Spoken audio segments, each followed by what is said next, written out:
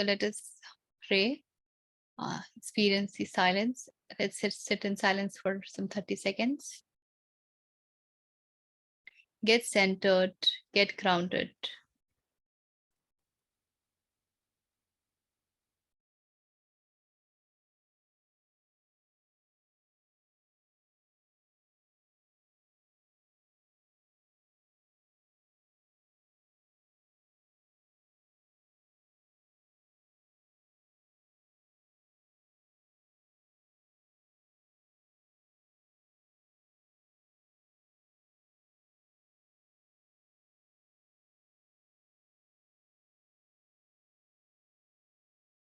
May we be guided by divine presence.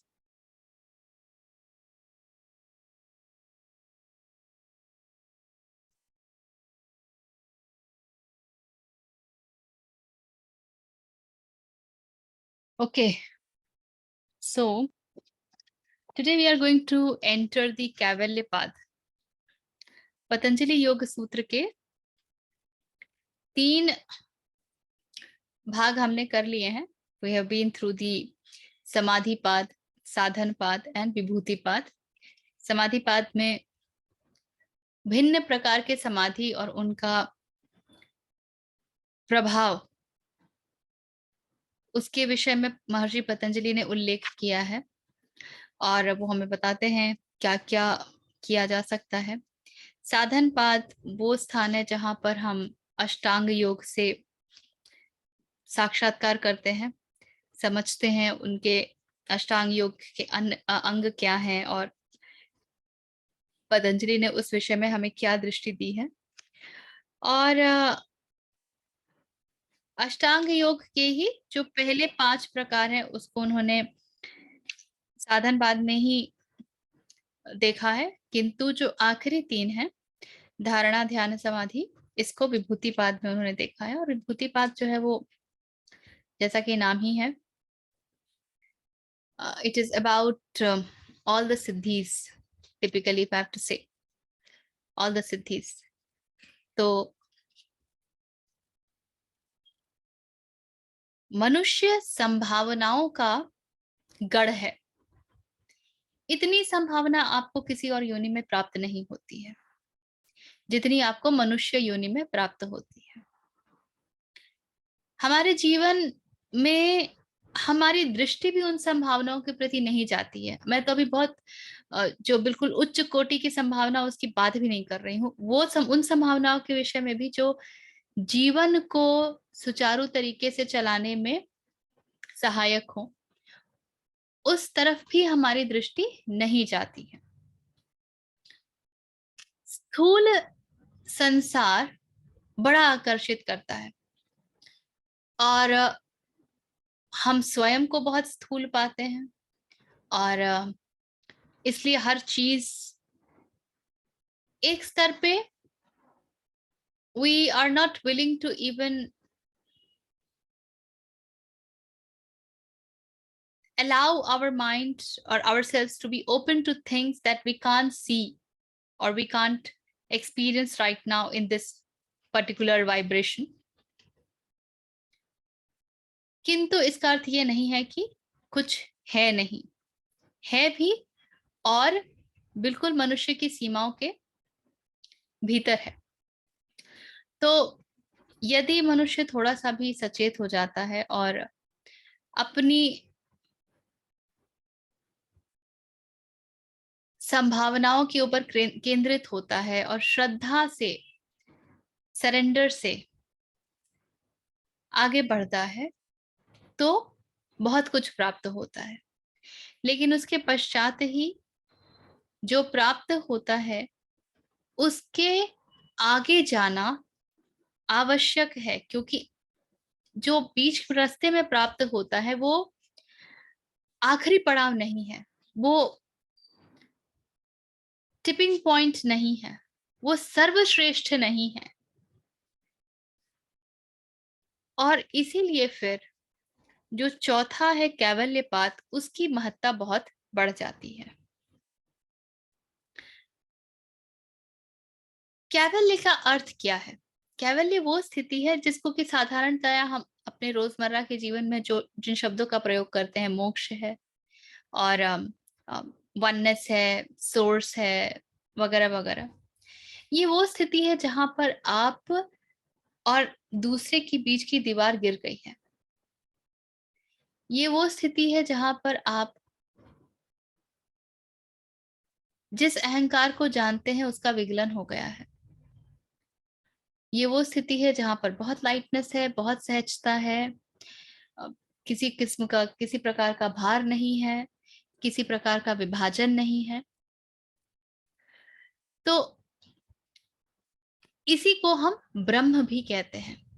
जो हमारे उपनिषदों के ब्राह्मण हैं, यही स्थिति है। और अंततः सभी पड़ावों से होते हुए पतंजलि बिल्कुल साइंटिफिक होके, उन्होंने जैसे मैथ्स में एक एक स्टेप करते हैं ना, बिल्कुल उसी तरीके से हर एक स्टेप की बात करी है। कहीं भी किसी भी चीज को ये नहीं कहा है कि ये नहीं संभव है या ऐसा नहीं होता है। कई बार हम जब सिर्फ उपनिषदों को पढ़ते हैं तो जो नीचे की स्तर की जो सिद्धियां हैं, उपलब्धियां हैं, उनको हम मानने से भी इनकार करते हैं। जो सब ऊर्जा के खेल हैं, हम उनको नहीं मानना चाहते हैं। उसका एक कारण ये बहुत सीधा सा है कि व्यक्ति उसमें अटक के रह जाता है। किंतु पतंजलि हमें हर पड़ाव से लेके जाते हैं और अंततः यहाँ हम पहुंचते हैं। लेकिन कैवल्य की इच्छा, कैवल्य की आकांक्षा इतना सरल नहीं है। हमारे पास तो इतनी आकांक्षाएं रहती हैं हमारे रोज के जीवन में, ये ऐसे हो जाए, वो वैसे हो जाए, ये ऐसे ठीक नहीं है, ये वैसे ठीक नहीं है। सहजता तो हम खो चुके होते हैं, हर चीज को ऐसे वैसे मोड़ना चाहते हैं। इसलिए फिर कैवल्य वगैरह तक हमारी बुद्धि जाती ही नहीं है। हमारा जो विचार है या हमारी जो आकांक्षा है वो यही रहती है कि भाई ये नियमित रूप से हो जाए, ये सुचारू तरीके से हो जाए, this should get streamline, this should not, this is giving me lot of troubles, this should be okay and all that. But we have actually come to that state wherein Patanjali is going to introduce to us the best, the beyond, whatever you would like to call. So with this backdrop, let's enter Kaivalyapada. पहले सूत्र में पतंजलि कहते हैं, जन्म औषधि मंत्र तपः समाधि जाह सिद्धयः। जन्म, औषधि, मंत्र, तपस्या, समाधि, इन पांचों से सिद्धि या शक्ति प्राप्त होती है। तो सिद्धि के 5 स्रोत हैं। पहला स्रोत है जन्म। तो बहुत सीधी सी बात है कि हम जब जन्म लेते हैं तो उस वक्त, और ये बहुत सारे स्रोतों ने प्रमाणित भी किया है कि उस समय हमें सब कुछ मालूम होता है, बस हम सजग नहीं होते, हम कॉन्शियस नहीं होते, हम अवेयर नहीं होते। But we hold that memory, we know everything.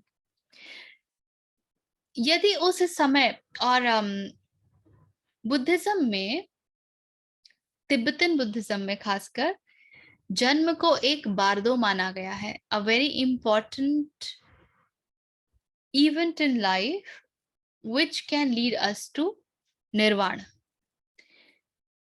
तो zen कहता है, do you remember your face before your birth? So find out your face। एक कहानी है zen की कि एक डिसाइपल था, वो खाना बना रहा है कई वर्षों से। मास्टर आते हैं, बड़े प्यार से वो परोसता है, खाना देता है। Master doesn't recognise him. ऐसे 2 वर्ष 4 वर्ष बीत जाते हैं। फिर वो एक दिन पूछता है, master do you recognise me? Master says no.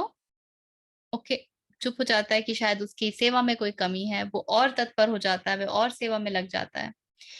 उसके बाद और 2 वर्ष बीत जाते हैं। वो फिर पूछता है, master do you recognise me, do you remember me? Master still says no. Up, he is hurt. He says, "Ki, Master, I'm working since last 6 years, 8 years. I'm serving you food every day, and you still do not remember me." Master says, "I don't know this face. Go and get your face before your birth, that you had before your birth." तो जन्म इतना महत्वपूर्ण होता है कि उसके पहले जब हमारे पास शारीरिक शक्ल नहीं होती है तो हम कौन हैं, हम खुद को कैसे जानते हैं, हम स्वयं के विषय में क्या जानते हैं। तो जन्म को एक स्रोत बता रहे हैं पतंजलि, सिद्धि प्राप्त होने का, यदि जन्म के समय जो कुछ भी है उसका वो हमें याद रहे। यदि जन्म के समय हम जिस मेमोरी के साथ आते हैं या जिस अवेयरनेस के साथ आते हैं उसका हमें कुछ आभास हो। दूसरा वो कहते हैं औषधि। औषधि, there are a lot of experiments on this. जैसे कि हम जानते हैं कि LSD वगैरह लिया जाता है to get that hike of spiritual experience for a momentary hike, और बहुत सारे जो वो भी एक तरह का औषधि ही है। So there are many herbs that does something to the entire DNA structuring and that can allow us to remember the siddhis etc that exist, or that can allow us to tap into the siddhis etc that exist. Mantra, this is another way of getting siddhi. So मंत्र जो पूरी तपस्या का एक बहुत अहम हिस्सा माना जाता है, मंत्र कि हम जो हवन करते हैं या मंत्रोच्चारण करते हैं, मंत्रोच्चारण का जो सीधा संबंध है वो ये है that you use the sound energy to change the vibrations of space around. इसीलिए किसी भी मंत्रोच्चारण में संख्याएं निर्धारित होती हैं कि 45,000 की संख्या में करना है, 1.25 लाख की संख्या में करना है, because you need to create the necessary vibrations of energy. और उसके साथ उसके उच्चारण पर विशेष ध्यान देना होता है। आप मंत्र किसी भी प्रकार से कहेंगे तो उसका कुछ प्रभाव नहीं होता है। हम जिस प्रकार से गायत्री मंत्र पढ़ते हैं और गायत्री मंत्र का जो वैदिक उच्चारण है उसमें बहुत भिन्नताएं हैं, उसी तरीके से आप YouTube पे ही जाकर के वैदिक उच्चारण ढूंढिए और and you will see there are many of Mahamrityunjay jaap, of Gayatri मंत्र, of many chants. The Vedic way of chanting is very different because the Vedic way was specific to create that vibration. So mantra has a potential to help us get the siddhis. Tapasya, that we all know. So tapasya जिसको हम austerities भी कहते हैं, which is about a lot going against your body and your mind. So every moment when I give this body some rest, saying कि शरीर थक गया है, मैं, और हम शरीर थक गया कहते ही नहीं, हम तो कहते हैं मैं थक गई हूँ। तो ये कॉन्शियसली आप कर सकते हैं, यू कैन डू दिस कि शरीर थक गया है, शरीर को आराम चाहिए, शरीर को भूख लगी है, शरीर को प्यास लगी है। This could be a good meditative process to get into the zone of awareness कि शरीर को भूख लगी है, मुझे नहीं, शरीर को थकान हो रही है, मुझे नहीं। This can allow us to get detached from the body depending upon the intensity with which you practice this. So tapasya is a lot about going against the need of the body, not allowing it to eat and rest when it wants, because it has a very strong hold on pulling you into the tamas. आप बढ़िया से खा लीजिए, देखिए कैसे नींद आती है। आप और खाने के पश्चात फिर इच्छा होती है कि मैं ये खाऊं और वो खाऊं, फिर likes and dislikes and all that game starts. Similarly, if given a choice, we might even sleep for 10 hours, 12 hours. Who cares? Why bother? यदि ये जो हमारे पास सांसारिक झंझटें हैं वो ना हो तो हम थोड़ी 7 घंटे में उठेंगे, 8 घंटे में भी उठेंगे. We can actually sleep for real long. तो जब स्रोत की तरफ जाना होता है तो बॉडी से डिटैचमेंट आवश्यक है, and tapasya is a way of doing that. The next level of attachment that we have very strongly is with mind. कोई कह दे कि पागल हो गई हो क्या, तो देखो कैसे हिट करता है. Immediate justification और समझाना कि नहीं नहीं मैंने ऐसा सोचा था और मैंने वैसा सोचा था. ट्रेनिंग में हम लोग जब फीडबैक देते हैं तो मैं पहले ही बोल देती हूँ कि देखो ये फीडबैक जो है वो इस बेसिस पे दिया जा रहा है कि आपने जो कुछ भी कहा उसके कारण हमारे ऊपर क्या इमेज क्रिएट हुआ, what we received as communication, and that could be different than what you intended. So all that you need to learn is this is the image that you have created, so you have to see if you want to stay with this image or you want to correct it. So please do not justify, do not give reasons why you did that and why you did not do that. These are like gifts in the marriages. Not all the gifts you take. Quite a lot you just keep away, that ठीक है ये किसी और को दे देंगे, ये हमारे काम की नहीं है. This is not in relevance to my requirement, etc. Similarly the feedbacks also. इतना समझाने के बाद भी, कहने के बाद भी अक्सर एक feedback, we did this because this. I said hold on, we do not need justifications. तो ये होता है, मन से हम इतने चिपके होते हैं. मन क्या कह रहा है, क्यों कह रहा है, कैसे कह रहा है, उससे आइडेंटिफिकेशन बहुत ज्यादा है. क्योंकि हमारी आधी से ज्यादा क्वालिटीज तो मन पे निर्भर करती है ना. मैं पेशेंट हूँ, मैं समझदार हूँ, मुझे ये पढ़ना आता है, मुझे ये सारा कुछ करना आता है, ये स्किल्स है मेरे भीतर, I am a good communicator, etcetera etcetera. तो मन के साथ भी हमारा अटैचमेंट और ऊपर होता है. तो tapasya is a lot about creating that distance, and when you create that distance you approach those vibrations where siddhis lie. So things happen. And then finally Patanjali is talking about samadhi. और समाधि में किस प्रकार से सिद्धियां आती हैं ये हमने विभूति पाद में बहुत वृहद रूप में देखा है. किन के ऊपर ध्यान संयम करने से क्या प्राप्त होता है, कौन सी विद्या प्राप्त होती है या अविद्या प्राप्त होती है, या कौन सी जानकारी प्राप्त होती है. All that we have looked at in detail. Okay,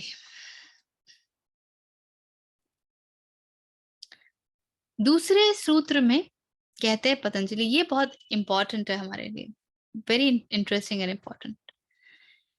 जात्यंतर परिणाम प्रकृत्या पुरात. प्रकृति के पूर्ण होने से एक जाति दूसरी जाति में परिवर्तित हो जाती है. प्रकृति माने क्या? प्रकृति माने जो कुछ भी हमारे भीतर चलता है, तीनों गुण, tendencies, behaviours, all that is प्रकृति. प्रकृति के पूर्ण होने से, now if you look at our everyday life, कोई भी चीज हम पूर्णता से नहीं करते हैं. हम खाना बना रहे होते हैं तो हम पूरी तरीके से खाना ही नहीं बना रहे होते, हमारे दिमाग में और भी 10 चीजें चल रही होती हैं. हम क्रोध करते हैं तो एक लेवल पे जाके हम अपने आप को रोक देते हैं कि अब और क्रोध नहीं करना, this is Heights, now I will burst. इसी तरीके से हमारे जीवन का हर एक पहलू, एक हमने हर चीज के लिए एक लिमिट लगा रखी है। तो हम कुछ भी पूर्णतया नहीं करते हैं, हम किसी भी चीज में पूर्णतया प्रवेश नहीं करते हैं। हम सेक्स में भी पूर्णतया प्रवेश नहीं करते हैं। पूर्णतया प्रवेश करने से ही जो Osho sex to super consciousness की बात करते हैं वो संभव होता है। जो तंत्र पूरा आधारित है सेक्स के ऊपर, वो पूर्णतया प्रवेश करने से होता है, क्योंकि जब पूर्णतया आप किसी चीज में प्रवेश करते हैं तो उसके साथ में एक अवेयरनेस भी होती है। आप क्रोधित हो गए, तो आप जब क्रोधित हुए तो आपको ये भी देखना चाहिए कि वो क्रोध आपके पूरे तंत्र को क्या कर रहा है। You go to that extreme that it damages you totally, and then you become aware of the damage it does. The next time you will not be able to get angry. आप depression में जा रहे हैं तो get into it. Jagjit Singh के बहुत पुरानी बात है, कौन से यार वो शहर और कुछ एक कॉम्बिनेशन में आया था। मैंने एक दिन सुन लिया and I got into depression. It took me 2 days to come out of it. उसके बाद मैं कभी सुन नहीं पाई, मेरी हिम्मत ही नहीं हुई। उसको बढ़िया से सुना था मैंने, and it pulled me so badly. I said, damn it, ये तो so depressive it is. It took me 24 more than 2 days to come out of it. I got into it totally, so I could never get into it again. फिर मैं वो कभी सुन ही नहीं पाई, मैं कभी उसको अप्रिशिएट ही नहीं कर पाई। आप गुस्से में, किसी भी वृत्ति में आप चले जाइए, आप इम्पल्सेस में चले जाइए, you get into it totally. Transformation happens then. इसी को कहते हैं पतंजलि कि जब पूर्ण होता है तब one tendency gets transformed into another.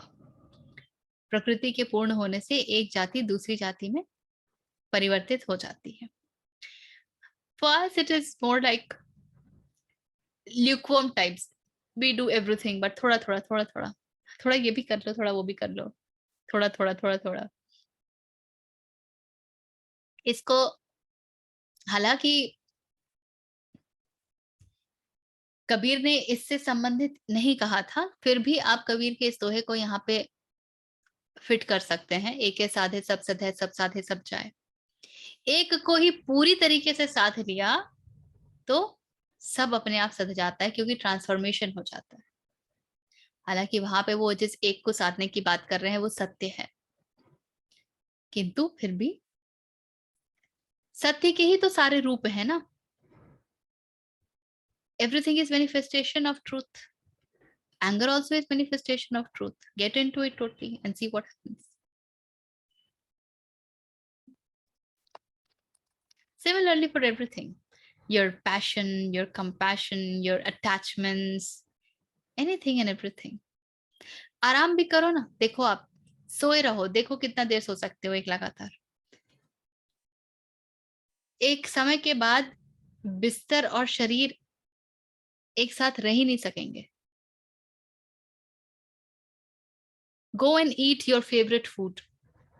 Chocolate cake बहुत पसंद है ना, तो जाके चॉकलेट केक खाओ और खाते जाओ खाते जाओ खाते जाओ खाते जाओ।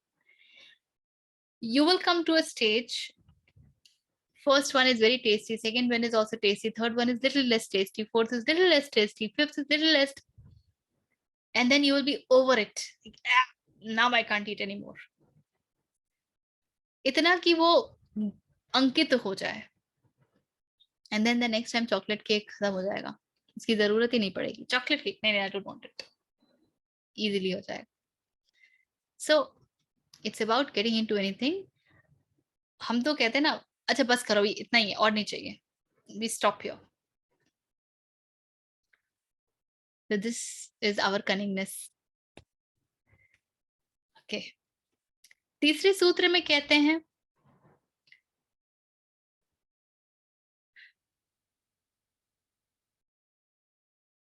अच्छे बुरे कर्म निमित्त प्रयोजकम प्रकृति नाम वर्ण भेदस्तु तथा क्षेत्री कवत।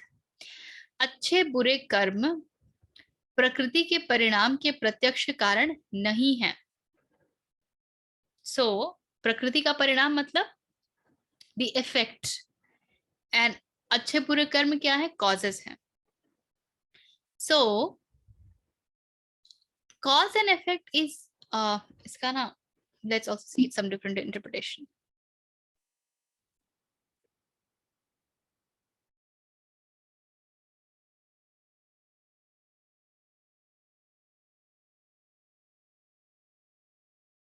Good or bad deeds are not the direct causes of the, okay, they're not the causes of transformation.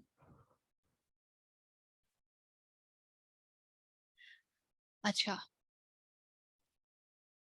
ऊपर जो प्रकृति के पूर्ण होने की बात पतंजलि कर रहे हैं, ये उसी के आगे की बात है। वो कह रहे हैं कि हम जो कुछ भी कर्म करते हैं, जिनको कि हम अच्छा या बुरा संबोधित करते हैं, we label them as, they are not the reason for transformation. They are like, oh, this is so beautiful. जब एक से दूसरे में परिवर्तित होती है, और हम ट्रांसफॉर्मेशन की बात कर रहे थे कि ट्रांसफॉर्मेशन होता है, actually they are not really the reason behind the transformation. They are just the obstacles which were already there, and when you went through it totally, you cleared it. मेरे भीतर क्रोध है, और जब मैंने उसको पूरी तरीके से मैनिफेस्ट होने दिया, तो मेरे भीतर के क्रोध को मैंने एक रास्ता दे दिया। I allowed it to move away. इसके आगे पतंजलि कहते हैं इसी में,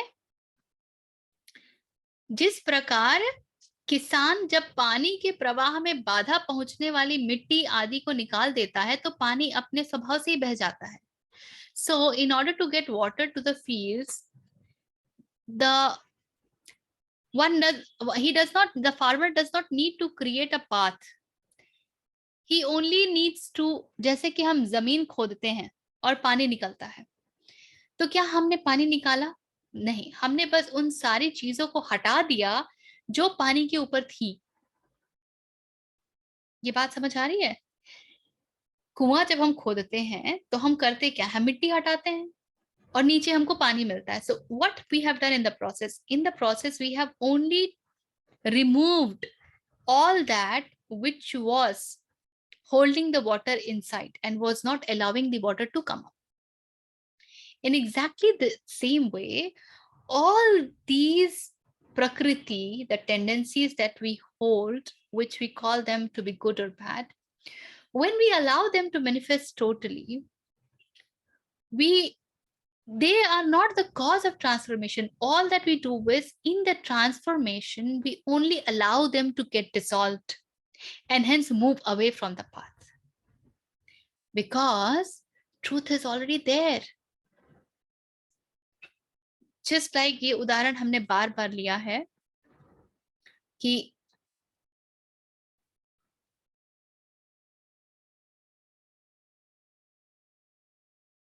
मिरर है, और मिरर के ऊपर लेयर्स ऑफ डस्ट इकट्ठा हैं.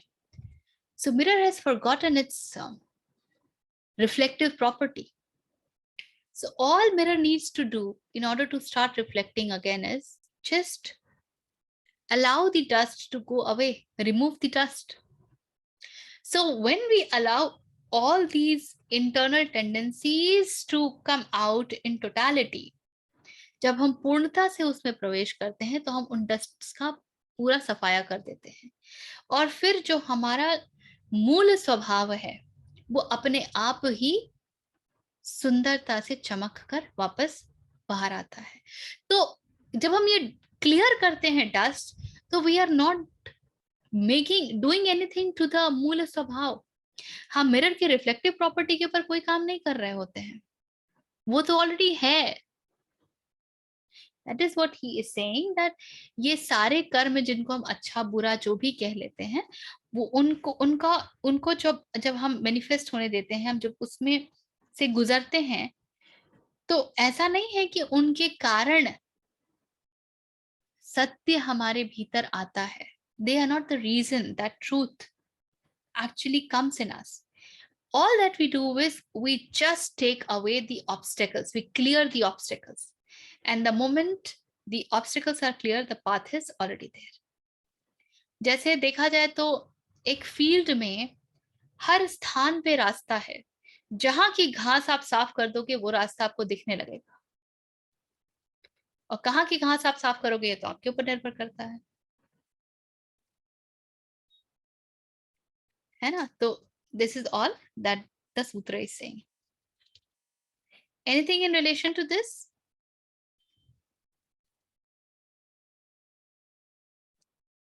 वो जो एक शरीर वाली बात हमने कही थी ना अभी, कि ये प्रैक्टिस करना है कि मेरा शरीर थक गया है, मेरा शरीर भूखा है, शरीर नीड्स दिस, और it's nice from a detachment point of view, but ये फिर हमको ओनरशिप लेने से वो तो नहीं करेगा कि मतलब मैंने तो कुछ किया ही नहीं, जो जो खराब काम किया, जो गलत काम किया, जो बर्बादी की शरीर नहीं की, देन आई एम परफेक्ट, ऐसे भावना नहीं आ जाएगी. कुछ भी चोरी किया, गाली दी, कुछ भी किया, एवरीथिंग हैपन थ्रू शरीर ना, तो फिर हम ओनर्स ही नहीं लेंगे. तो how do we use this effectively, this method? अगर शरीर नहीं किया तो उसका जो रिपरकशंस आएगा, कॉन्सिक्वेंसेस आएंगे, वो भी शरीर को आएंगे ना. तब क्यों वहां पे खड़े हो जाते हो उसको एक्सेप्ट करने के लिए कि मुझे क्यों वापस बोला जा रहा है? फिर तो वो भी नहीं होना चाहिए ना. तो mind plays a lot of tricks. So it is not that you will not take the responsibility, because there is nothing like responsibility. You will not even feel the need of doing anything right or wrong. शरीर क्यों करेगा? शरीर प्रकृति है, वो उतना ही करेगा जिससे इसका काम चल जाए. ये सब हमारे बड़े तिकड़म होते हैं उल्टे सीधे काम करने के, और उसको डिसोन करने का हम प्रयास करते हैं. ये सब मन के गेम्स है, these are all mind tricks. और ये सब बोल करके हम शरीर को भी डिसोन नहीं करते हैं, हम वहां से भी डिटैचमेंट की प्रक्रिया शुरू नहीं करते हैं. Yes, mirror always remains what it is, just that because of the layers of dust, mirror also forgets, hey, I can reflect. So इसीलिए इसको रियलाइजेशन कहते हैं ना. There is nothing like achievement. आप कुछ पाते नहीं हो जो बाहर का है, कहीं कुछ अचीव नहीं करना है. वही जो भीतर है उसको बाहर निकलने देना है.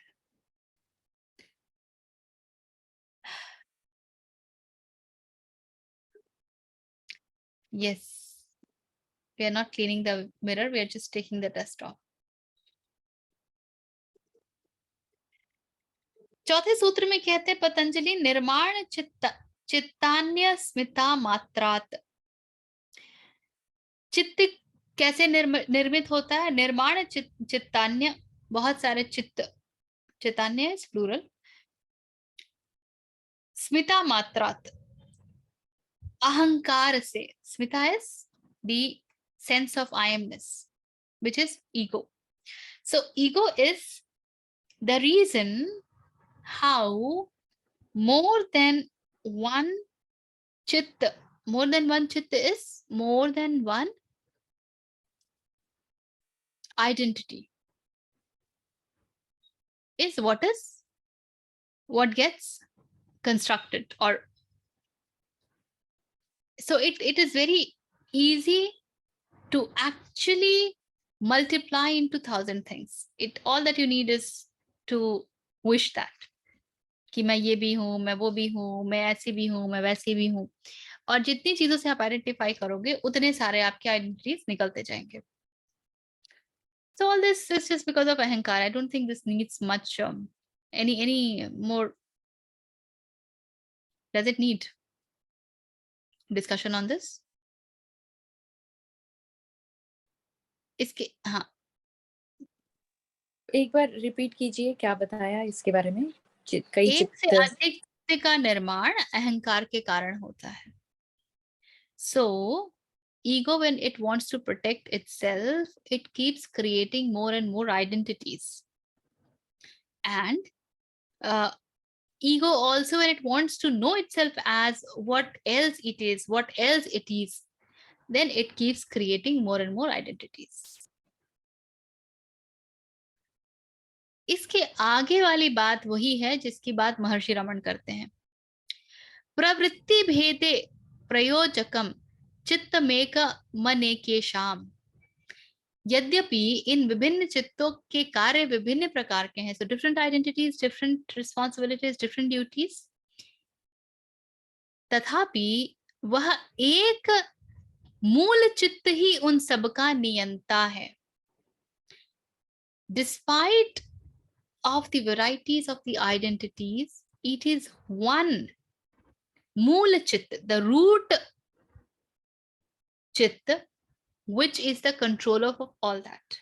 And what is this root Chit? This is what Maharshi Raman calls as the Aham Vritti, the I tendency. In the root of, and he calls it the mother of all tendencies. In the root of all tendency lies the very fundamental tendency that I exist. And then who is this I? To know who is this I, 1,000 other identities can be easily created. So when we are a child, we have no identity. Ask a child, who are you? A child will not be able to give you any definition. At the max, if he has been taught his name, is grown up enough to speak his name, it can talk about his name. It will not be able to give you any more information about it, about itself. But the moment the child starts to go to school, now he has got more identities. मैं इस class में पढ़ता हूँ, मैं ये सारी चीजें खेलता हूँ, मैं ये सीखता हूँ, मुझे ये आता है. And then the journey begins. But in the very fundamental, the root tendency is the I exist tendency, the mother of all tendency. This is what, and that is what controls every other. So if you want to dust off every other tendency, just go to the root. Check the I tendency, check what it is demanding, check why it is demanding, and decide if you want to provide that or not. This is where the choice lies. Do I want to provide it? No, I don't want to. I may play the role, and through the role play, I will discharge the duty, but I will not allow it to become my identity.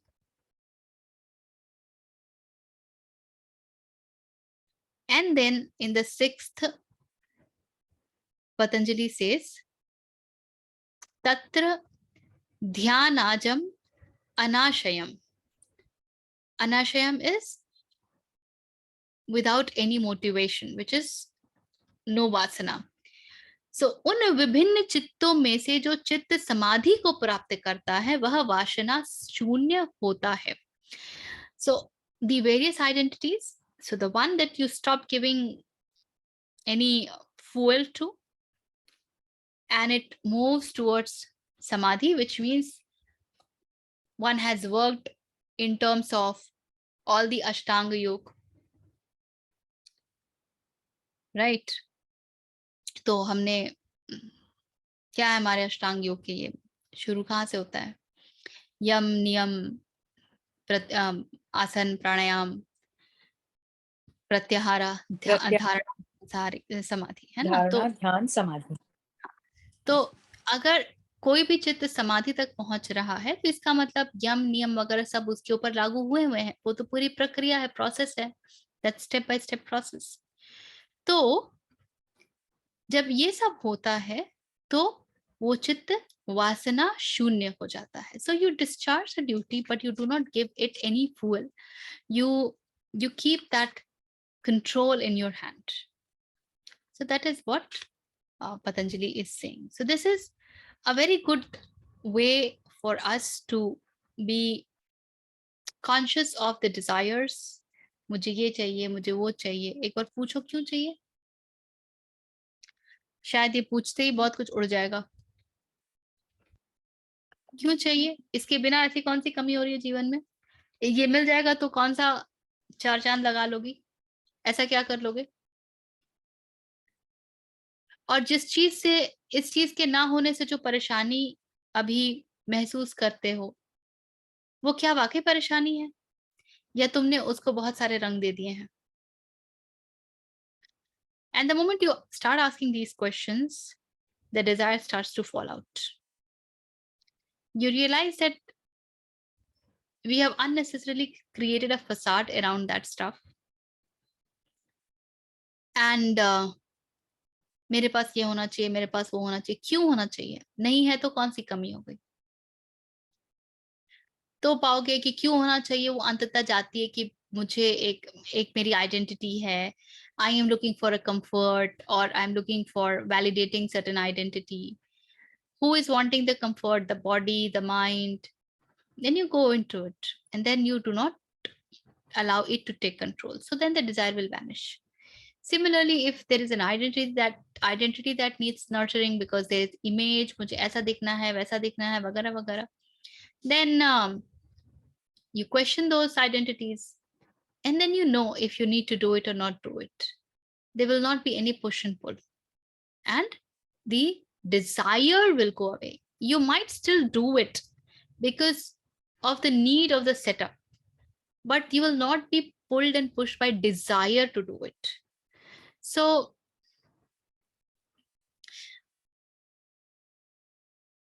I might go and shop for a dress because of the need in certain circumstances, but it will not be fueled by desire. Even if I do not get the dress, it is all right.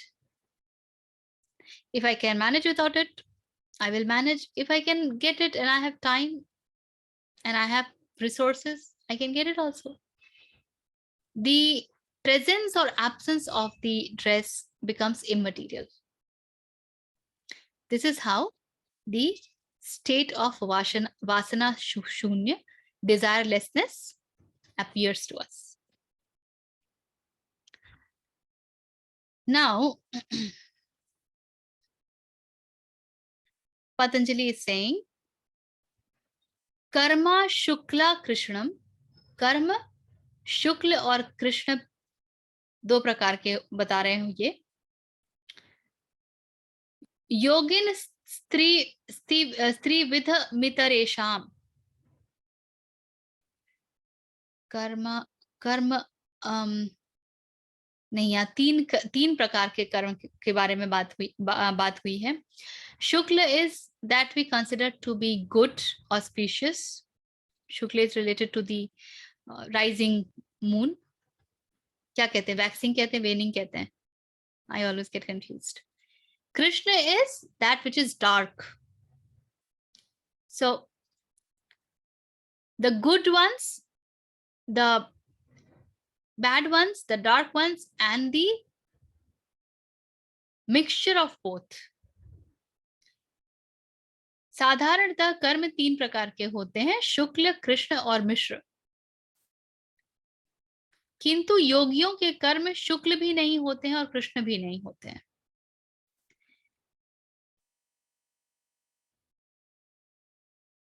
कर्म अच्छे और बुरे कब होते हैं, बताइए? हमने कर्मों की बड़ी चर्चा की है।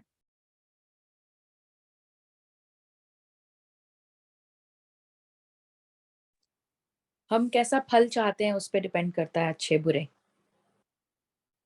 हम उस फल हम जो चाहते हैं वो हमको कैसे पता कि वो अच्छा है या बुरा है? मतलब हम कोई भी कर्म करते हैं तो जनरली इससे हमें क्या मिलेगा ये सोचते हैं, या हम किसी का नुकसान हो रहा है तो वो बुरा कर्म है, फायदा हो रहा है तो हम ऐसे नापते हैं ना अच्छा बुरा को। हमारा अच्छा बुरा डिपेंड करता है हमारे वैल्यूज क्या हैं। किसी के लिए किसी को नुकसान पहुंचा करके अपना फायदा कर लेना ही अच्छा होता है, वो उसको अच्छा मानता है। और किसी के लिए ये बहुत बुरा है। हर एक कर्म के अपने फल हैं, कॉन्सिक्वेंसेस है, वो सब एक विषय है। लेकिन जो लेबलिंग होती है उनकी कि this is a good deed, this is a bad deed, ये तो हमारा मन करता है। और ये पूरी तरीके से डिपेंड करता है हम हमारे वैल्यूज क्या है, हम इंटेंशन क्या, इंटेंशन भी है और वैल्यूज भी क्या है, दोनों बातें हैं विद्या। किसी के लिए इंटेंशन हो सकता है दूसरे को कष्ट पहुंचाना, लेकिन उसके लिए वही, सैडिस्ट के लिए वही अच्छा है, उसको उसी में मजा आता है, वो उसको बुरे बुरे कर्म की तरह से तो नहीं देखता, उसको तो वही अच्छा कर्म लगता है। अब जैसे ये बहुत ही कॉमन एग्जाम्पल है, हिटलर ने इतनों का संहार किया। इमेजिन हिटलर को बचपन में किसी ने मार दिया होता, तो क्या हम उस कर्म को अच्छा कर्म कह सकते थे? क्योंकि उसने तो शायद कितनों की जान बचाई होती। लेकिन यदि किसी ने हिटलर को बचपन में मार दिया होता तो उसको फांसी पर चढ़ा देते। तब कोई थोड़ी सोचता है कि क्या, रेट्रोस्पेक्ट में तो हम नहीं बोल सकते, है बिकॉज ना। बाद में हिटलर क्या करने वाला ये किसको पता था ना। Exactly, so how do I know कि वो अच्छा कर्म था या बुरा कर्म था? हाउ डू आई नो कि वो अच्छा कर्म था या बुरा कर्म था? हिटलर की माँ ने जब जन्म दिया होगा तो उन्होंने तो सोचा होगा कि बड़ा अच्छा कर्म किया, एक पुत्र को जन्म दिया। थोड़ी उनको पता था कि इससे क्या कर्म निकलने वाला है। सो ये जो लेबलिंग का काम है ना, ये बड़ा कठिन है, और इसीलिए इसके आगे पतंजलि कहते हैं। और यहाँ पे एक तीसरे प्रकार के कर्म की बात की जा रही है जो कि मिश्रित है, अच्छा और बुरा दोनों। बहुत सीधी सी बात है कि ये जो तीनों प्रकार के कर्मों की लेबलिंग है, ये कुछ नहीं, ये मन का काम है। मन के अलग अलग तलों पर आप अलग अलग नाम देते रहिए, उससे कुछ फर्क नहीं पड़ता है।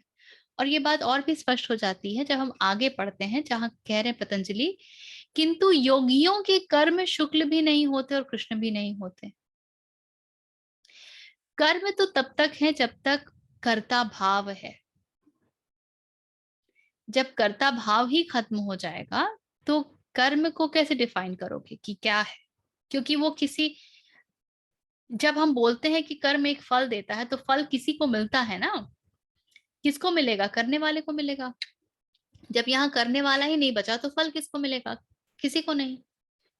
फल प्रकृति में होगा, नॉट दैट तीर छोड़ा है तो वो लगेगा नहीं, प्रकृति में होगा, लेकिन उससे जिस व्यक्ति के माध्यम से वो कर्म हुआ है उसके ऊपर किसी प्रकार का कोई प्रभाव नहीं पड़ेगा।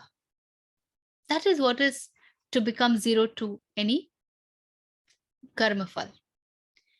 Whatever the consequences is, I am not impacted. My body could be impacted, I am not impacted. My mind could be impacted, I am not impacted. I could have lost the job, yet I am not impacted. I could have got some more money, yet I am not impacted. So, when one stays in that zone of not getting impacted by whatever is happening and remains just as an entity in the event, in the flow of the event, and allow the flow to take place, then there is no karta. And this is what a yogi is, because now there is nobody to label the karma if this is good or bad.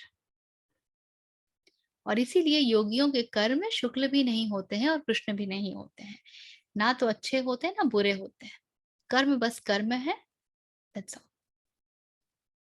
तो योगी जो स्व में स्थित है, उस वो बहुत ज्यादा कर्म कभी नहीं करेगा, वो न्यूनतम कर्म करेगा जो आवश्यक है जब तक शरीर है संसार में संचालित होने के लिए। क्या यदि उसने संसार को ही सत्य के मार्ग पर ले जाने का बीड़ा उठाया है तो उतना ही कार्य करेगा जो उस कार्य को के पूरा होने के लिए आवश्यक है, अन्यथा कार्यों में वो नहीं उलझेगा। और क्योंकि उसका centre of function will not be I, hence there would be no need to label. I might do something, it might not give me a result, and that is all right. I might do something and it might give me exponential result, and that is also all right. So that is what a yogi is.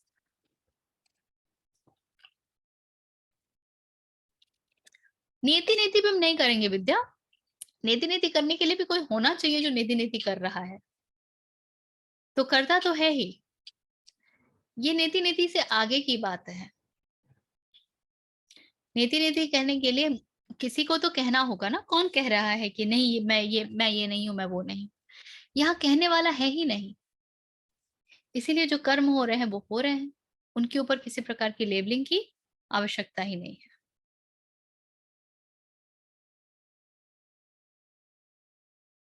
We are good till now? Yes. Okay. इसके आगे कहते हैं, अब ये बहुत interesting है, इन 3 प्रकार के कर्मों से केवल वे ही वासनाएं प्रकाशित होती हैं। प्रकाशित होती हैं माने मैनिफेस्ट होती हैं, जो उस अवस्था में प्रकाशित होने योग्य हैं। Now it takes us back to the potential that we are, or the seed that we are. जो संस्कारों का बीज होता है वो हर समय रहता है, किंतु कौन से संस्कार कब मैनिफेस्ट होंगे ये इस बात पर निर्भर करता है कि स्थितियां उस संस्कार के मैनिफेस्ट होने के लिए उत्तम है कि नहीं। मेरे भीतर क्रोध है पर किंतु क्या मैं हर समय क्रोधित होती हूँ? नहीं होती हूँ। मैं तभी क्रोध प्रदर्शित मैं तभी करती हूँ जब स्थितियां ऐसी होती हैं जब मैं क्रोध को प्रदर्शित कर सकूं। Does that mean कि क्रोध जब मैं प्रदर्शित नहीं कर रही हूं तब मेरे भीतर नहीं है? है, लेटेंट फॉर्म में है, बीज रूप में है। इसी को आप इस तरीके से भी समझ सकते हैं, इसको taking to the another level. हमने ये बात कई बार की है कि जन्म कौन लेता है, और हम कहते हैं कि जन्म वासनाएं लेती हैं, डिजायर्स देते हैं। सो इन एनी स्पेसिफिक लाइफ जो हमारे तीनों कर्म होते हैं, प्रारब्ध है, संचित है और आगामी है। तो प्रारब्ध हम बोलते हैं संचित का वो हिस्सा जिसको कि हम किसी भी जीवन में जीते हैं। तो वही कर्म प्रारब्ध बन करके, संचित कर्म का वही हिस्सा प्रारब्ध बन के किसी भी जीवन में मैनिफेस्ट होता है, जो उस जीवन में हो पाता है क्योंकि स्थितियां उसके अनुकूल होती हैं। वो सारे कर्म जिनको स्थितियां सपोर्ट नहीं करती हैं, सहयोग नहीं देती हैं, वो बीज रूप ही रह जाते हैं, वो किसी और समय में मैनिफेस्ट होंगे। सो इसका एक प्रैक्टिकल यूज ये है कि यदि कोई व्यक्ति दुखी होता है, बहाव में बह जाता है, इन्फ्लुएंस्ड हो जाता है, या कुछ भी, anything, when that happens and we say that the person is angry, the person is influenced, the person is sad, the person is depressed, and when the person is not so, do not think that the potential of the person getting angry or sad or depressed or influenced has gone away, that the person will never ever get angry again, never ever will get sad, never ever will get influenced. No, it will not happen like that. अगर किसी में ये वृत्ति है कि वो उसकी जुबान अच्छी नहीं है, तो जब वो मीठा बोल रहा है तो ये मत समझ लीजिएगा कि ये वापस अपनी उस कड़वी जबान पर नहीं आ सकता है। वो बिल्कुल आएगा, क्योंकि वो बस उस समय बीज रूप में है, वो मैनिफेस्ट नहीं हो पा रहा। जैसी वैसी परिस्थितियां बनेंगी, कुछ इवेंट होंगे, तुरंत सब कुछ बाहर आएगा। इसी को कहते हैं कि मन को समझना। आपको पता होना चाहिए कि मन में जो है टेंडेंसीज, वो हर समय एक समान प्रदर्शित नहीं होंगी। And this is where it helps one to become detached a lot. If I know that the person that I am with is somebody who has very bad temper. The moment the person comes into good temper, I do not get into the very cozy mode with that person, because see, the person is so loving right now. I still remember the person has the seed of that kind of temper and can express that temper anytime the situation permits. Yeah. So हम जैसे लोगों को कहते हैं ना कि एक ही गलती बार बार करते हैं, ये फिर देखो वही करने चला, फिर देखो वही कर रहा है, इसीलिए क्योंकि सीड फॉर्म में तो वो हमेशा रहता है। मैनिफेस्ट कब होगा? जब स्थितियां उस अनुसार होगी। ठीक है।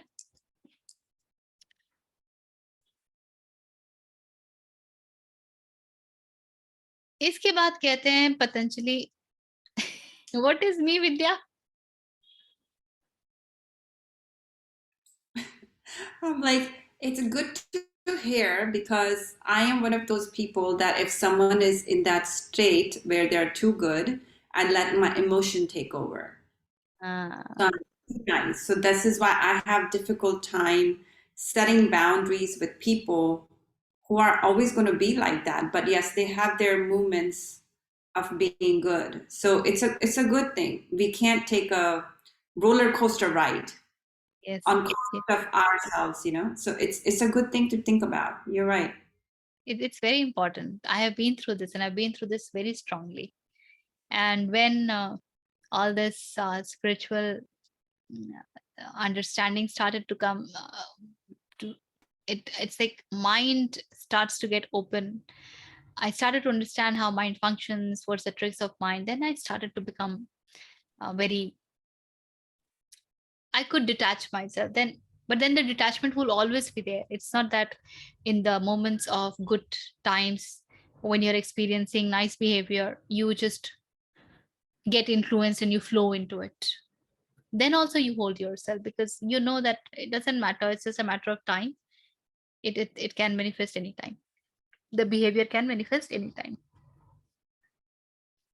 In fact, जब हम कहते हैं कि, इसीलिए कहते हैं ना कि जो जैसे गुजराती के लिए कहते हैं कि इनके खून में धंधा होता है, बिजनेस होता है. So people are very cautious even when they are talking relationship. कुछ तो होगा business. So they get into groups of it. So but the point is not to label anybody. Even you can have exceptions there also. The point is, don't get too influenced. If you have, and be observant of different behaviors, because it will help you in becoming detached and not getting impacted. It's a matter of your own peace that might otherwise get disturbed very badly. And we allow our peace to get disturbed because this exactly is Dvait. At one point, there is anger, the other point, there is very good behavior, but the movement will keep happening because the seed is there. The movement will keep happening. आनंद भी हमारे भीतर ही है, उसी का एक expression है good behavior. So when the person is feeling good, they will express good behavior. And when the person is feeling nasty, they will express that bad behavior. So the two ends of duality, that is manifesting. So this is another way of talking of Dvait. So be cautious, understand this is how mind has to be duality. Mind is duality. So if you can remember this, you will save yourself from a lot of nonsense. And you will save yourself from a lot of nonsense of just others, even of yourself. If you have got influenced once, become conscious that, oh my God, I have this tendency of getting influenced. I need to be cautious about it. Right? So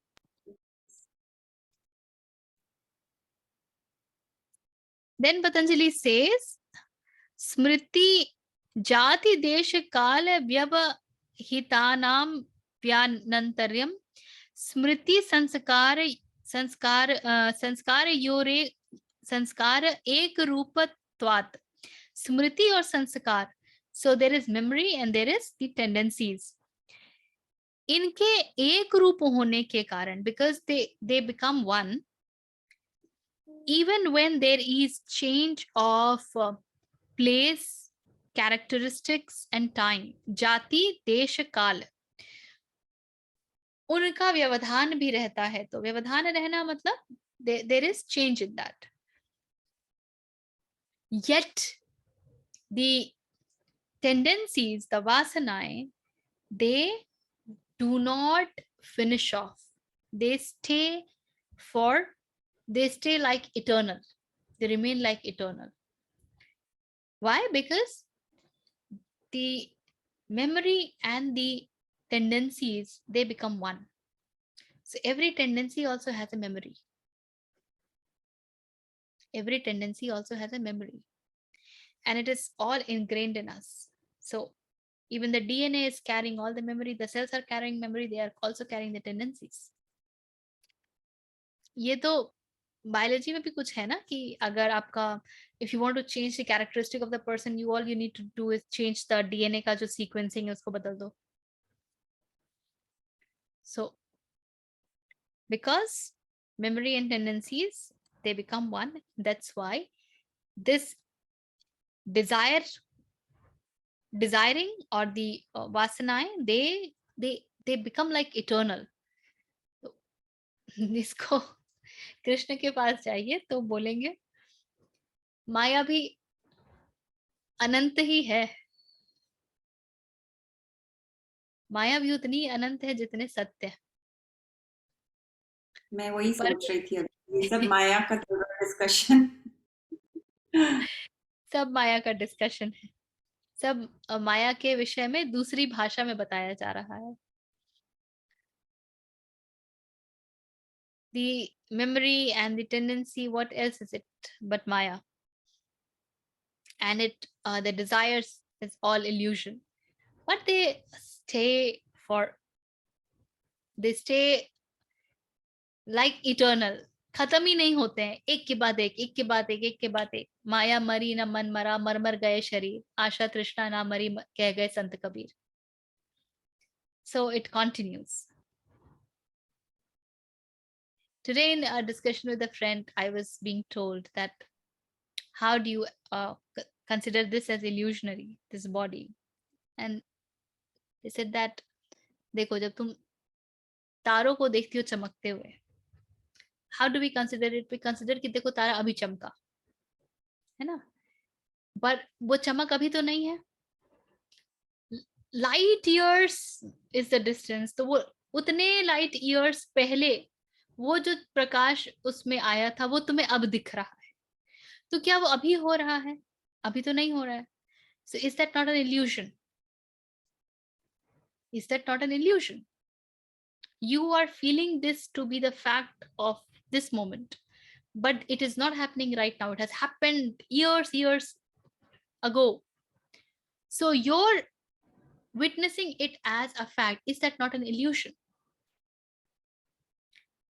In exactly the same way, you have to know this also as an illusion, because you witness it as a fact, you take it as a reality, it looks real.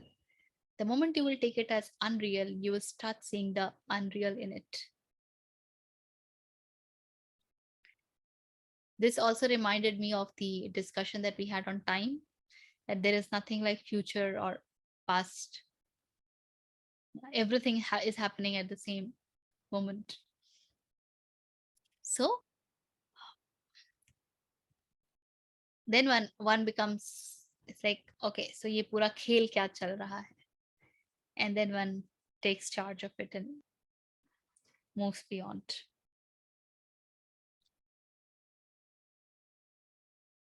And the 10th shlok, which is small, so let's complete this. Tasam naditvam cha shisho nityatvat सुख की वासना नित्य होने के कारण वासनाएं भी अनादि हैं. Why the desires become kind of eternal? Because the desire to be happy is like every moment. It is actually manifesting from the very fundamental nature of our being Satchit Anand. So Anand is our nature. And the cheap substitute of Anand in the material world is Sukha, pleasure. And because we have no clue of Anand, what we chase is pleasure. And because we keep chasing pleasure almost eternally, anything we do, just see if you are not chasing pleasure. And so caution for us is, let these sessions not become the chasing for pleasure.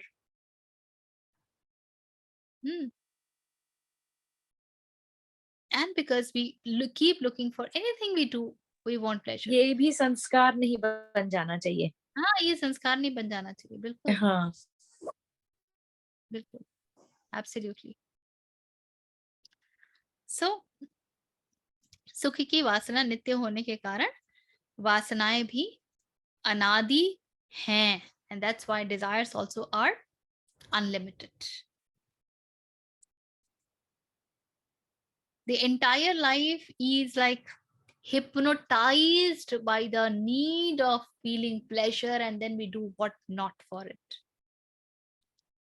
From buying things to creating a house of certain kind to having certain food, moving to places, visiting places, you name it. Having that identity, wanting the अस्तित्व की कहानी हमारी, the fight for who am I, the existence, everything. It's all because it's like we are hypnotized by the need to experience pleasure. And anything that doesn't give us pleasure, we are like, "Cheh, kya bakwas hai yaar, it's so boring, it's so pathetic, blah, blah, blah." Even the fact is that all the tendencies that we call as negative, the depression, the anger, the sadness, we actually derive pleasure in that also. Just check. See how we derive pleasure in that. The moment you will stop deriving pleasure, you will stop getting angry, you will stop getting depressed, you will stop. Like victim mode में जाके ना कितना मजा आता है. A lot of times I have caught myself and like, क्या मस्ती मारी हो रिचा, बाहर निकल जाओ एकदम थप्पड़ लगेगा. It's like that. I'm like, okay, come out. बहुत मजा आता है विक्टिम मोड में. मेरे साथ ये हो गया, उसके कारण मेरी जिंदगी खराब हो गई.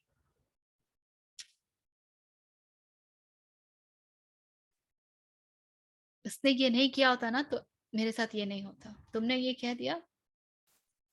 So lot of pleasure in being a victim. ठीक है? So we stop here. Done till 10th.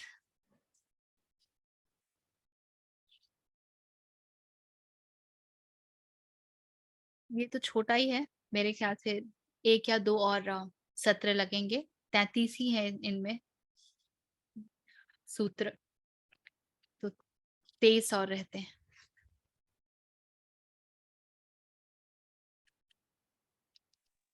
इसमें भी अभी हम मन पर ही बात कर रहे हैं ना. बिगिनिंग तो वहीं से हो रही है ना, मन पे ही बात कर. मतलब कैवल्य ऐसे लगता है कि हाँ, दिस इज एक्चुअली ज्ञान योग if you look at it closely. मुझे कैवल्य पद बहुत कुछ उपनिषद जब करे थे ना, उनसे काफी क्लोज है. Like it's the whole thing is same, it's just said differently, that's all. The core is the same. Exactly. The core is always the same. Whichever path you take, the core is always the same. It is from the path of meditation that you get into meditativeness and you drop the specific meditation and then you move beyond. So we will see what Patanjali has for us as we go ahead and we unfold Yeah. Any question? Anything that you want to share? अगर कभी हम बहुत ना अलग अलग गुरुओं को सुनते हैं ना, तो एट वन पॉइंट ना, जैसे कि if you are learning very like ध्यान से, बहुत ध्यान से अगर सुनो तो आपको समझ में आ जाता है कि ये एक ही चीज है, like just one. But like Upanishad और ये इसमें ना काफी नया भी सीखने को मिला है। लेकिन आप जैसे जैसे यूजुअल जो हम सुनते रहते हैं जैसे इंटरनेट पे जो भी, इससे काफी अच्छा ज्यादा डिटेल में था और बहुत नया भी था। So it was really good, like specially Upanishad. तो आई थिंक ये हम खत्म करेंगे ना, उसके बाद में फिर से I want to revisit and go and learn, because काफी चीजें ना एक लेवल की अंडरस्टैंडिंग जब होती है ना, उस वक्त समझ में नहीं आता। But then when you, I think it's about maybe, ऐसे कुछ लोग कहते हैं जब when you expand your mind then you understand more. तो I think when you learn, तो थोड़ा सा मैंने देखा है कि उसको हम अच्छे से और इसके अच्छे बाद से सीखते हैं। let us take some very fundamental books of Shankaracharya. देखते हैं। दृग दृश्य विवेक है, विवेक चूड़ामणि है, और भी है, तत्वबोध है, और so there are quite a few of his and they're very beautiful. So I you can wish look at थोड़ा that. सा ये मैंने जल्दी मैंने मुझे मुझे एक्चुअली उपनिषद के बारे में पता ही नहीं था। आई विश कभी ऐसा लगता है, आई विश मुझे थोड़ा जल्दी पता चलता तो कितना अच्छा होता, कितना मजा आता। Everything happens at the मुझे तो right. लगता है कि वो गुरुकुल वाला टाइम क्यों नहीं है, अभी वहीं बैठते दिन रात। सॉरी, किसी का भी समझ नहीं आया। I'll go. बोलिए। Okay. मैंने कहा मुझे लगता है वो गुरुकुल वाला टाइम क्यों नहीं है, वहीं बैठते वो। मुझे चलता सुबह तो 4 फिर बजे तो से उठ संन्यास के में घुसते ही, सुनते आई रहो मीन फिर तो हम सुनते रहो। ये ना I think so much we missed. सांसारिक वर्ल्ड में आते ही नहीं, फिर तो मैं तो वहीं रह जाती। गुरुकुल से भी आप गृहस्थ में प्रवेश करते हैं, लेकिन आप ब्रह्मचर्य से गृहस्थ में उस इंटेंशन के साथ प्रवेश नहीं करते हैं जिस इंटेंशन के साथ हम आज के समय में गृहस्थ में प्रवेश करते हैं। Then you do not get into physical intimacy for the sake of it. अभी physical intimacy को कैसा glorify किया है। You look at the movies and it is like such a shit. क्या हो गया है? I mean, this is so interesting. अब फीमेल्स को बिकनी में देखकर कुछ लगता ही नहीं है. It has become so much everyday stuff. It just doesn't matter. हम इतने बॉडी सेंट्रिक हो गए हैं, शरीर के आगे कुछ दिखता ही नहीं और शरीर को दिखाने में मरते रहते हैं। तो तब जब फिजिकल इंटीमेसी में भी प्रवेश करते थे तो वो एक ड्यूटी डिस्चार्ज करने के लिए करते थे। And that's why you had so much of restriction कि कौन सा समय उचित है, कौन सा समय अनुचित है। इनफैक्ट आप would you believe this, you should read Ritu Vidya from Seenu Joseph. She has talked about कि आयुर्वेद में ये तक बताते हैं कि when should you get into the act so that the child is like this, like that, and if you get into the act on such and such date, on such and such this thing, then the child will be dumb or will have such and such problem, mental challenge, and many other things. It goes into that kind of detailing. हम जो देखते हैं कि राजा महाराजा वो यज्ञ कराते थे और उससे उनको पुत्रों की प्राप्ति होती थी, that's a very indicative way of saying the same thing. और कुछ नहीं है। It's a sacred process. कई कई योनियां होती है जो एक वूम की राह देख रही होती है, एक appropriate वूम की। This is a very big science, that's true. कभी भी कहीं भी किसी भी परिस्थिति में you can't have intercourse की वो So exactly, कैसा बच्चा होगा पता नहीं। So you do not get into sex for this reason. You get into it to discharge certain duties, and then that is why rishis also used to have kids.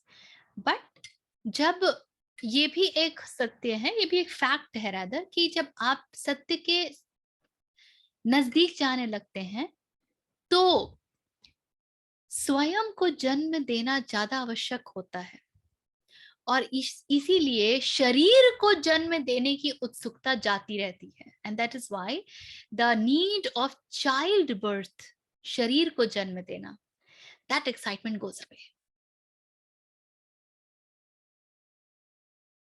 But there were rishis who still had, and it was beautiful because the whole project was different. ऐसे नहीं जैसे आजकल है। अभी तो लोग अपने अपने मेंटल स्ट्रेस को डिस्चार्ज करने के लिए सेक्स करते हैं। It's such stress relieving act. ना मन को जाना है, ना शरीर को जाना है, ना जरूरतों को जाना है, ना हार्मोन्स को समझा है। ऐसे ही है। तो फिर हार्मोन्स सर के ऊपर चढ़ के नाचते भी हैं। आप देखोगे ना, ये बहुत इंटरेस्टिंग बिहेवियर है। तो जब कॉर्पोरेट्स में when people have very good day, एक अच्छी डील साइन हुई हो, एक क्लाइंट मिल गया हो, एक प्रोजेक्ट लॉन्च हो गया हो, that day they really want to have sex a lot, because it's like triumphant, विजय पाई है ना। तो वहां विजय पाई है तो बेड में भी विजय पाना है। And the day one is depressed, you don't feel like doing sex, getting into sex. If you had a bad day in the office, झाड़ पड़ी है बॉस से, कोई डील अच्छी खासी कैंसिल हो गई है, then one doesn't want to have sex. देखो कहाँ से कहाँ जाता है मन। पर हम इन बातों को रिलेट नहीं करते हैं। कुछ नहीं है, ये सिर्फ विक्टोरियस होने की इच्छा है, उसका एक एक्सप्रेशन है बस हमारे लिए, और कुछ नहीं है। और बहुत सारा मार्केटिंग का भी है इसमें। You know, they've created so many theories. It's healthy to have sex. One should have every day. Husband wife का relationship इससे determine होता है कि कितना अच्छा है. So many things. अभी UK में sex grooming has become such a bad thing. इतने young लड़के, you know, there are a lot of girls who are like जो homeless वगैरह रहती हैं. They are very easy targets, ना? They are vulnerable. तो उनकी sex grooming, it seems quite a lot of that is going on by the boys. So the whole idea कि आपकी sexual appeal determines how good you are, ये तो पूरा marketing का ही create किया हुआ है ना। Everything about, you know, आपका your makeup, your body, your hair, आप क्यों कर रहे हो? To attract that. Yes, This is, yes. पूरी मुझे तो cosmetic लगता है कि next to money हो गया है ये भी। पहले लोग हाँ, जैसे धन इकट्ठा करते थे ना, because everything is achievable through money, तो वो hyped हो गया था तरह तरह से कमाना। अभी ये लगता है this is almost like, you know, having a boyfriend at this age, being attractive, this is almost like an asset. कितनी oh, अजीब बात है। the girls get depressive when they don't have boyfriends. मेरा तो बॉयफ्रेंड नहीं है, they get depressed. To be honest ये ना बहुत सालों से ही था। आई बी ऑनेस्ट, मैं खुद हॉस्टल में रही हूँ उस जमाने में। So even this was very prevalent then also, but I think because we came from a very, you know, families where, you know, कहते हैं ना संस्कार, whatever the meaning of sanskar for them, they gave us like that kind of but value, I'll actually say कि I mean उन्होंने इतना self confidence का है या esteem का है वो डाल दिया था हमने कि no matter The how much constant. influence outside was there, you know, because I was living in a hostel, I was seeing so many things. It didn't matter, you know, it just didn't matter at all. आज भी नहीं करा, तब भी नहीं करता था. And yeah, today pressure is more, but I think it was always there, you know. I'm not going to say that it was not there before. No, Now it is yeah, it's very more. pronounced. Yeah, it's more. Now it is very pronounced. That's all. Yeah, but it's more, हाँ, but it was always there. गजब तरीके से pronounced है अभी। Mm. तो पूरा market है और हर चीज। इनफैक्ट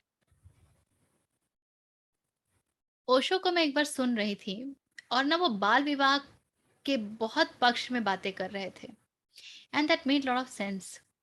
ही सेड कि बाल विवाह बहुत ही साइंटिफिक चीज है। क्यों? आज के समय में जो विवाह होते हैं वो होते हैं जब स्त्रियां 27-28 होने लगती हैं, and the boys also are of 30, 31, 32 kinds of.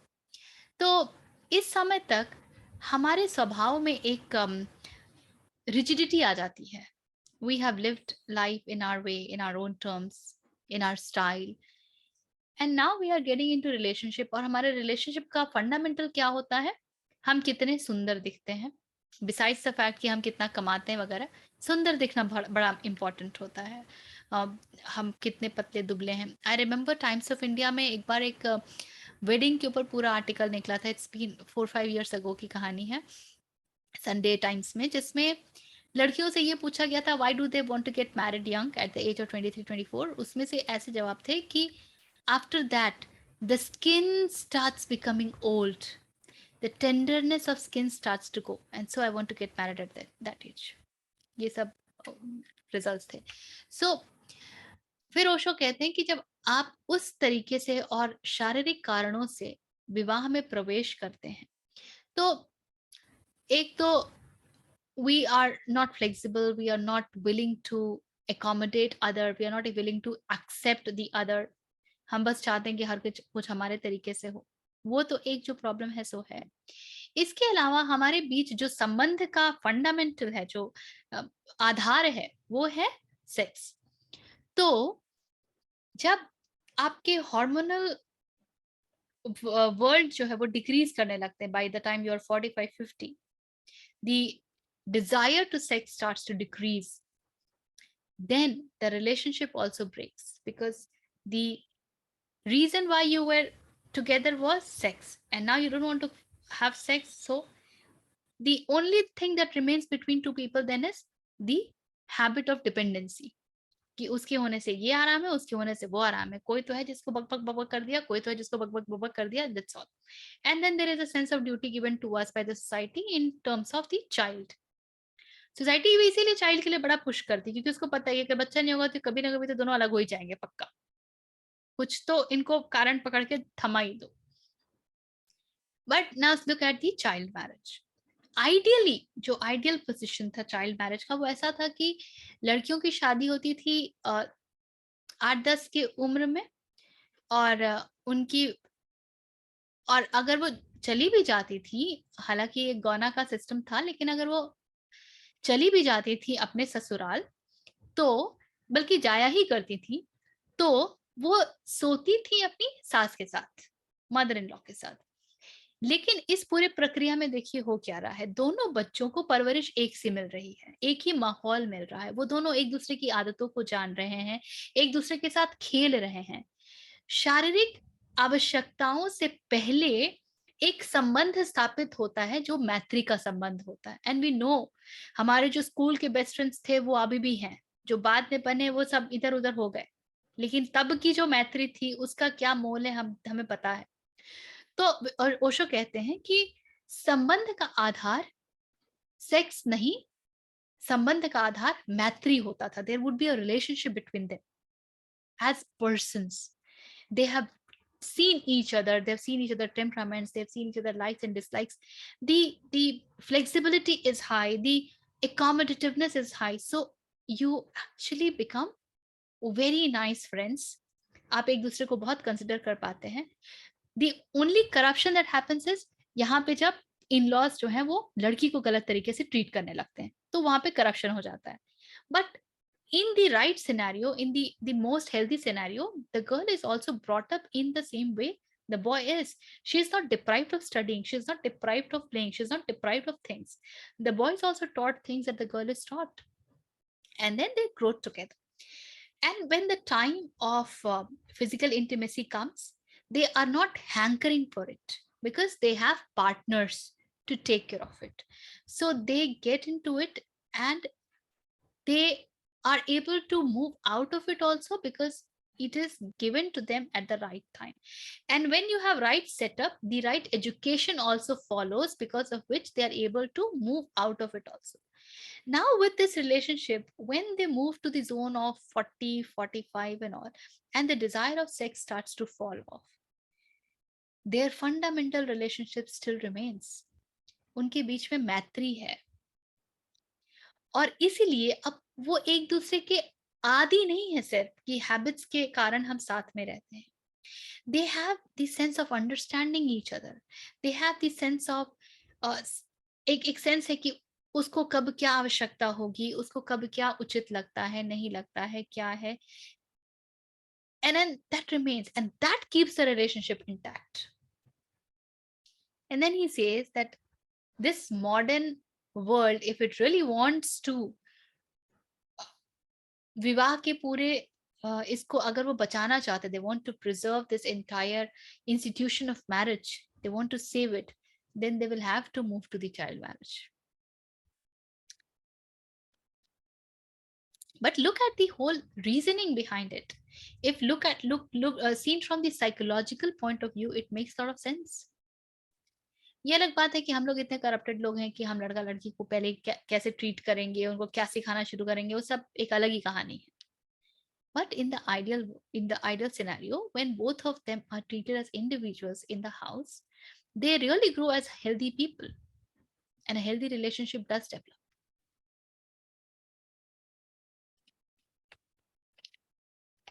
है ना? चलिए. ये तो Anything else? है, अभी भी हम देखते हैं ना जिनकी शादियां समय से होती है, those last better. That's my observation as well. ये जो 20-22 में शादी होती है, because आप इतने rigid नहीं हो गए हो. I know it all वाली stage अभी आई नहीं है. You know, two people are still growing together. So the bonding is stronger definitely. 27-28 में तो मेरा बैंक बैलेंस है, तुम्हारा बैंक बैलेंस है, मैं कंट्री के बाहर काम करके आ चुका हूँ, you know, I can drive, you can drive, what's the big deal है साथ में, सो बी इट. नहीं है, so be it. I know how to live a life by my self.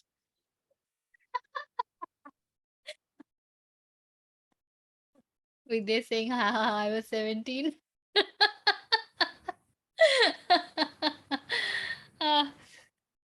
Khair, when it now the whole idea of marriage is, it has actually become obsolete. या I mean, हम लोग अभी यही discuss कर रही है. Our marriage itself has become कि ठीक है कर लिया तो भी बहुत अच्छी बात है, थैंक गॉड किसी ने मैरिज कर लिया. नहीं, And nowadays once upon a people time are the like, institution and made that is sense also because acceptable and okay, in this. Sometimes I don't actually understand what is right and wrong also in this scenario, because what was not acceptable then is acceptable now, and what is not then, so पूरा उल्टा हो गया है. So अब तो we देखो, एक just जमाने में ना पारुल, जब हम हम्म, एग्रीगेरियन सोसाइटी में थे, तब विवाह होते थे परिवारों में क्योंकि उनको लैंड अपने पास रखना था, and you needed people to keep take care of land. So marriage was important. Similarly, you had the kings and all that, so rulers, you need somebody to take care of the throne, somebody who has been yes, yes, trained yes. in that way. So the institution mattered. अब वो कहानी ही नहीं रही. At the end of the day, what matters is what we call as both wisdom, and that is most important. Uske baad, we always said at Advait that विवाह या प्रेम दो व्यक्तियों के बीच में हो सकता है, लेकिन ये तभी संभव है जब दोनों उसको देख रहे हैं, एक दूसरे को नहीं. You do not get into love because तुम कितने अच्छे हो और मैं तुम कितनी अच्छी हो, because we both are spiritually oriented, because that is what allows you to accept the other person the way they are, and finally you know that what is ultimate. तो जो उस राह में फिर जो दूसरा व्यक्ति है उसका जो प्रोग्रेशन है वो डिफरेंटली भी होता है, तो one will not question. You will have that faith कि वो जो करता है जो करती है वो एक बोध से आता है, that comes from the wisdom, the intelligence, it's spontaneous, it is not coming from the I-ness, that is not coming from karta bhav. So then the relationship that gets established is very different. So if the relationship has to sustain, this is the only way. If it has to sustain in a way which is loving and beautiful. बाकी तो समाज चलाने के लिए अलग बात है. चलिए, so let's close the session. Sit straight, Inhale deeply and exhale once, and then we chant. Om Purnamadah Purnamidam Purnat Purnamudachyate Purnasya Purnamadaya Purnameva Avashishyate. Om Shanti Shanti Shanti.